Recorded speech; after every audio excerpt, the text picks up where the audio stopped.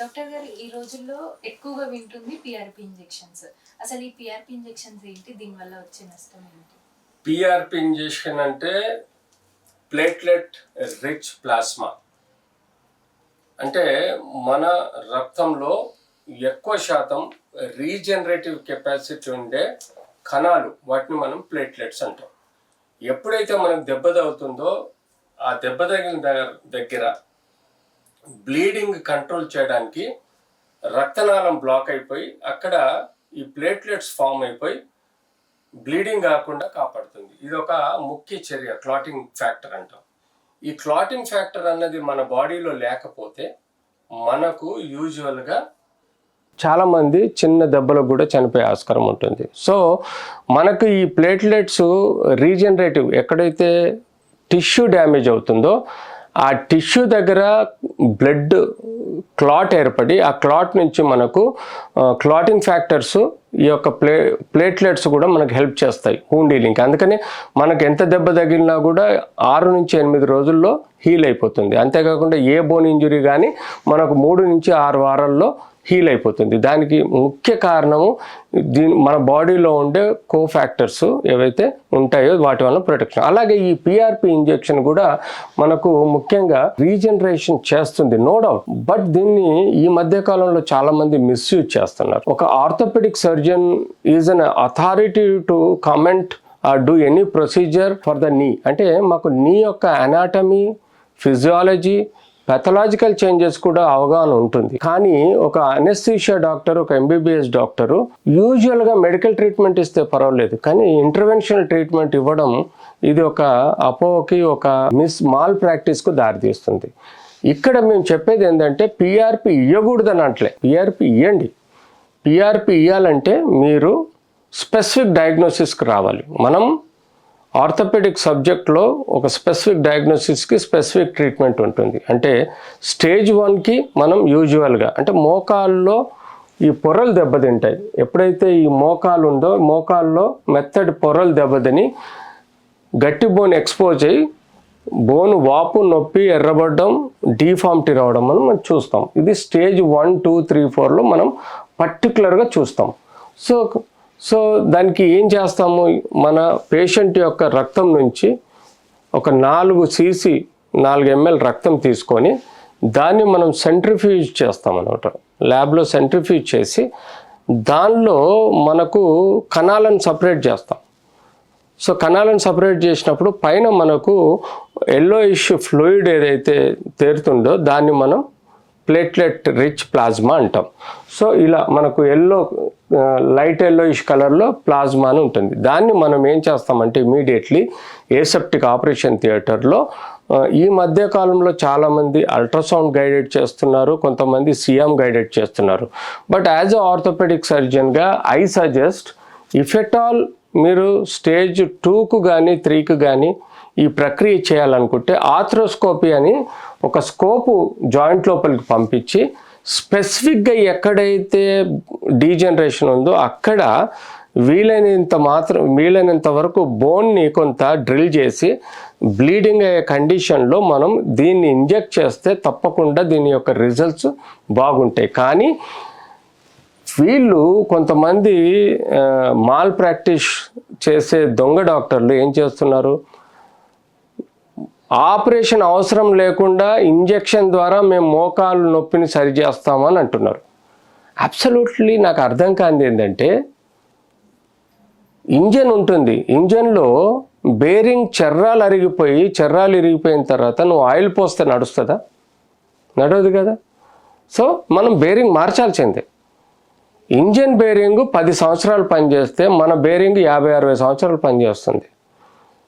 So మేము చెప్పే suggestion ఏంటంటే స్టేజ్ 1లో మనం యూజువల్గా మోకాలు నొప్పి స్టేజ్ 1లో మనం ఏం చేస్తాము, మెడిసిన్స్ ఇస్తాము, ఫిజియోథెరపీ ఇస్తాము, జాగ్రత్తగా బ్రేస్ వేసుకోమని చెప్తాము, క్యాప్ వేసుకోమని చెప్తాము, నడుచుడు అవాయిడ్ చేయండి, సైక్లింగ్ చేయండి, స్విమ్మింగ్ చేయండి అని చెప్తాం.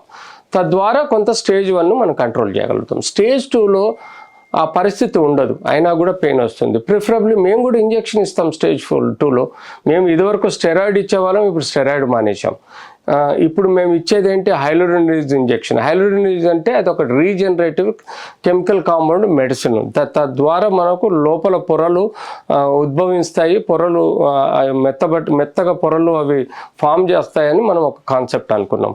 ఆ తర్వాత కూడా మేము స్టేజ్ 2లో పిఆర్పి ఇంజెక్షన్ కూడా one of the line treatment. But PRP మేము ఇవ్వాలనుకున్నప్పుడు ఆర్థ్రోస్కోపీ చేసి పిఆర్పి ఇవ్వడం వల్ల మనం ఎగ్జాక్ట్ డిఫెక్ట్ ఎక్కడైతే బోన్ లాస్ అయిందో, ఎక్కడైతే కార్టిలేజ్ లాస్ అయిందో అక్కడే మనం కరెక్ట్ ఇవ్వగలుగుతాం. గుడ్డిగా మీరు సియామ్లో చూసుకుంటూ లేకపోతే మన అల్ట్రాసౌండ్లో చూసుకుంటూ పైన ఇస్తే అది ఎక్కడికి పోతుంది, ఉండే ఫ్లూయిడ్లో తేలాడుతుంది కానీ కరెక్ట్ స్పాట్లోకి పోదు. సో ఇది మిస్గైడ్ చేస్తున్నారు. అంతేకాకుండా పిఆర్పి ఇంజెక్షన్ ఇవ్వటం వల్ల స్టేజ్ 4కి స్టేజ్ 3 స్టేజ్ 4కు ఇచ్చే ప్రయత్నం చేస్తున్నారు. స్టేజ్ 3 స్టేజ్ 4లో టోటల్గా లిగమెంట్ మొత్తం ఎగిరిపోతుంది, ఆ కార్టిలేజ్ మొత్తం ఎగిరిపోతుంది, ఎముక ఇర్రెగ్యులర్గా ఉంటుంది. దానికి మీరు ఇంజెక్షన్ ఇవ్వటం వల్ల ఫలితం లేదు. ఎట్లయితే ఇంజన్లో బేరింగ్ చర్రాలు ఇరిగిపోయి బేరింగ్ అరిగిపోతుందో దానికి ఎలాగైతే బేరింగ్ మారిస్తేనే ఆన్సర్ అనుకుంటామో, అలాగే స్టేజ్ 3 దాటింది కానీ స్టేజ్ 4లో ఇర్రెగ్యులర్ బోన్ ఉండి డిఫార్మిటీ వచ్చి మొత్తం కూలబడి నడవలేని పరిస్థితి వాళ్ళకు కూడా మీరు ఇంజెక్షన్ ఇవ్వడం అన్నది మహాపాపం. అందులో ఇది చీపెస్ట్ ఇంజెక్షన్. ఈ పిఆర్పి ఇంజెక్షన్ కూడా మనకు 5,000కు మించి ఉండదు. దానికి వాళ్ళు ఏం చేస్తున్నారు, ₹1,00,000 ఛార్జ్ చేస్తున్నారు. అంతేకాకుండా కేవలం ఇంజెక్షన్ ఇచ్చి వదిలిపెడితే పర్లేదు, కానీ వాళ్ళు జాయింట్ చుట్టుండే నరాలు జెనికులర్ నర్వ్స్ అంటారు, వాటిని అనెస్థీషియా డ్రగ్స్ను స్టెరాయిడ్స్ ఇచ్చేసి వాటిని కంప్లీట్గా బ్లాక్ చేస్తున్నారు. తద్వారా జాయింట్ న్యూరోపతిక్ జాయింట్ అవుతుంది. న్యూరోపతిక్ జాయింట్ అంటే 10 సంవత్సరాలు పనిచేసే మోకాలిని మనం 2 సంవత్సరాల్లో డ్యామేజ్ చేసుకుంటాం న్యూరోపతిక్ జాయింట్ వల్ల, ఎందుకంటే మనకు నొప్పి తెలియదు. అంతేకాకుండా జాయింట్ చుట్టూ రేడియో ఫ్రీక్వెన్సీ రేస్ ఇస్తున్నారు, తద్వారా నరాలు కాలిపోవడానికి. అసలు ప్రొటెక్టివ్. ఇప్పుడు దగ్గు తుమ్ములు ఎందుకు వస్తాయి, మన బాడీలో ఫారెన్ బాడీ వచ్చింది దగ్గి తుమ్ముతో బయటపడుతుందని అనుకుంటాం. అలాగే మోకాలు నొప్పి కూడా ఒక ప్రొటెక్టివ్ లేయర్. ఆ నొప్పిని కూడా మీరు కంప్లీట్గా టెంపరీగా మాయ మాటలు చెప్పి ఆపరేషన్ అవసరం లేదని చెప్పి ఇటు పిఆర్పి ఇంజెక్షన్ ఇస్తారు, అటు చుట్టూ జెనికులర్ నర్వ్స్ ఇంజెక్షన్స్ ఇస్తారు, పైనుంచి రేడియో ఫ్రీక్వెన్సీ ఇస్తారు. తద్వారా జాయింట్ని న్యూరోపతిక్ జాయింట్ అంటే పర్మనెంట్గా జాయింట్ను చెడిపోయే విధంగా చేస్తారు. ఆ జాయింట్ మీకు ఇంకో 10 సంవత్సరాలు పనిచేసేది 2 సంవత్సరాలు పనిచేసి ఆ తర్వాత కంపల్సరీ ఆపరేషన్ చేయాల్సిన దారికి తీస్తున్నారు. సో నేను వార్నింగ్ ఇస్తున్నాను, ఈ అనెస్థీషియా డాక్టర్లు కానీ ఎంబీబీఎస్ డాక్టర్లు కానీ వీళ్ళు ప్రజల్ని అడ్వర్టైజ్మెంట్ ద్వారా, ఈవెన్ ఎన్ఎంసీ రూల్స్ ప్రకారం ఎలాంటి అడ్వర్టైజ్మెంట్స్ ఇవ్వకూడదు, కానీ డాక్టర్లు అడ్వర్టైజ్మెంట్స్ ఇస్తున్నారు, అది పొరపాటు. సో అవేర్నెస్ ప్రోగ్రామ్ చేయి, కానీ అడ్వర్టైజ్మెంట్ ఇవ్వడం మహాపాపం. తద్వారా మీరు లక్షలు దొబ్బి చేసే ప్రొసీజర్ 5-10 వేలు అయితే మీరు లక్షలు తీసుకొని వాళ్ళకి టెంపరీ ట్రీట్మెంట్ ఇస్తున్నారు. గంగవ్వ అనే ఒక ఫేమ్ ఉంది, ఆ ఆవిడకి ఒక అనెస్థీషియా డాక్టరు ఇంజెక్షన్ ఇచ్చి ఆమెను వీడియోలో ఆ ఇంజెక్షన్ ఇచ్చిన ఇమ్మీడియట్లీ వీడియో తీసి ఆమెకు బాగున్నట్టుగా ఆమెతోటి నవ్వుతూ ఒక వీడియో తీశారు. కానీ నేను ఒక 6 నెలల తర్వాత ఒక ఏరియాలో నాకు కలిస్తే నేను అడిగితే ఆమె బాధపడుతుంది, ఎక్కడ సార్ నాకు ఇంకా నొప్పి అట్లే ఉంది అని చెప్పేసి బాధపడుతుంది.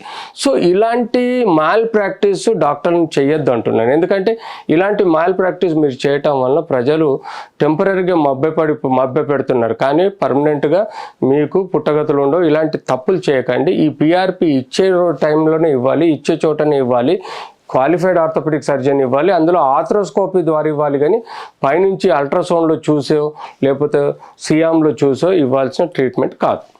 డాక్టర్ గారు, ఈ పిఆర్పి ఇంజెక్షన్స్ మిస్గైడ్ చేసి ఇచ్చారనుకోండి, దానివల్ల వచ్చే లాసెస్ ఏంటి? అబ్సల్యూట్లీ పిఆర్పి ఇంజెక్షన్స్ సేఫ్ మెథడ్లో ఇవ్వకపోతే ఒకటి భ్రమ, ఆ వ్యక్తులలో నెగ్లెక్ట్ అవుతారు.